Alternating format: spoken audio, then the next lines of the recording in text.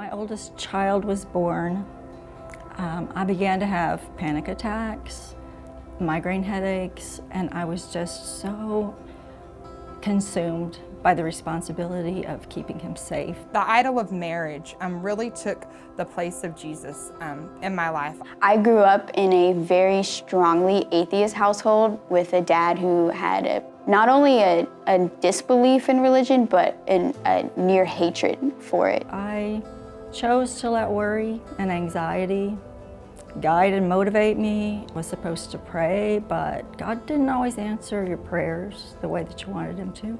I had a child who got pneumonia and almost died, and I continued to have panic attacks and migraines, and I started having more physical symptoms, and finally they referred me to a psychiatrist.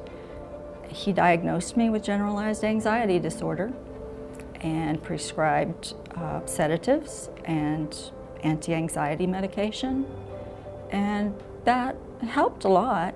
I so desperately wanted a family of my own and a husband that I was very discontent. I had convinced myself that I had been the good Christian and that this is what the Lord owed me, was a family of my own, because that was the desire of my heart. Really just had no joy. I was lonely and felt isolated. The desire for a marriage and family really just consumed my life. And did not allow talk of exploring, Christianity, let alone any other religion. I grew up, in a good household, but there was a lot of brokenness. So as I saw those other girls in high school who seemed to have this genuine joy and love for just life, I knew that something was missing. Eventually, the kids managed to get out of the nest. My husband took a job working overseas. I fell into depression and despair, and I was just barely getting by.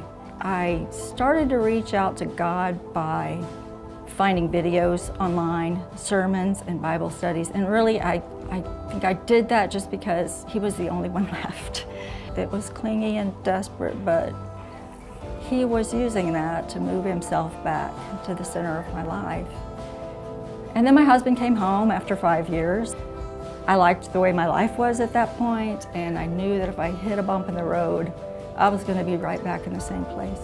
A wise woman here at Grace, on our first meeting at lunch, asked some difficult questions. And I, for so long, didn't even realize that Jesus was not king of my heart. I became a Christian at a young age, and I knew that I had the right answers. But when she looked me square in the eyes and asked, "Do you really trust the Lord with your future? Is he really enough?" I was not able to say yes. And so at that moment, I realized that I was living this life and putting an idol of marriage in front of Jesus. Immediately, the burden was lifted. I was invited to break away by one of my best college high school friends, and listening to everybody worship and sing, and it just kind of hit, and I just realized that there was something greater out there, and all of these people were experiencing it. Did a bunch of research and read a bunch of books and kind of learned more about Jesus. I began to be convicted about the fact that deep down I had never come to the place of trusting God.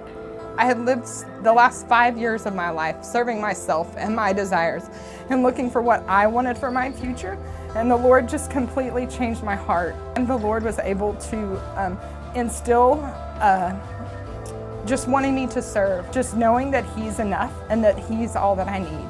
I knew that He had my best interest at heart, and that no matter the ending of my story, that it was going to be good. I fell to my knees, and Jesus truly just captured my heart. And ever since then, I've lived and loved for Jesus. And I get to know Him.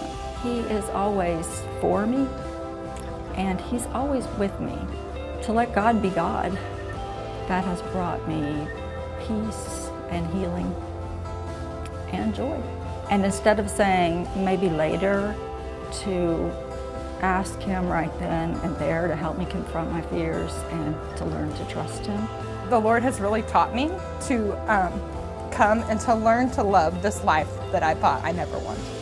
There's times when I sit there and I feel like He's sitting right next to me, you can completely fall into Jesus and let him take over your heart. Regardless of what worldly events happen that day, I know that if I'm loving God and loving others, that I'm being successful and that Jesus is the king of my heart, and it doesn't get any better than that.